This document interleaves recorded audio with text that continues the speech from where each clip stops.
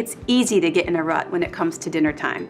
But what if you could take the same recipes you already know and make them even better? The tips I'll show you in this recipe can make every weeknight dinner better and more delicious. You might be thinking that adding salt or seasonings is the only way to add flavor to your food. But there are better ways to get major flavor without adding too much fat or sodium. That's what our toasted orzo skillet with shrimp recipe is all about. I make this recipe for my family all the time, and the simple skills like searing shrimp, sweating aromatics, and toasting orzo add deep and delicious flavor to this great everyday meal. I'll get started by seasoning the shrimp with a little lemon pepper rub and heating some oil in the pan till it's hot. It's important to get the pan nice and hot so the shrimp sear.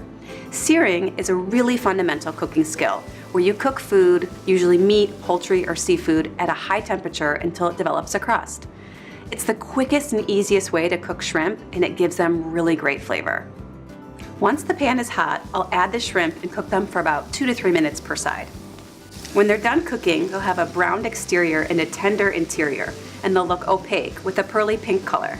Next, we're going to melt some butter in the same pan so it gets all the delicious flavor the shrimp left behind. Then I'll add some onion,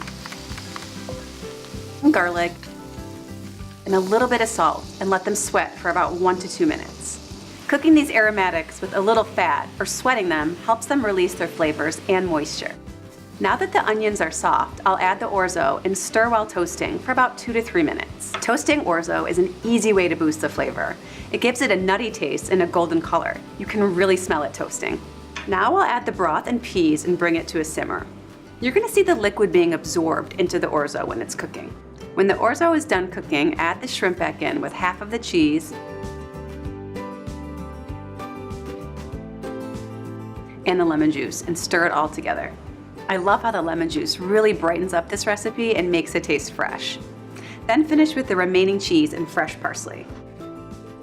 So you can see that pairing simple ingredients with fundamental cooking skills like searing, sweating, and toasting gives this recipe great flavor.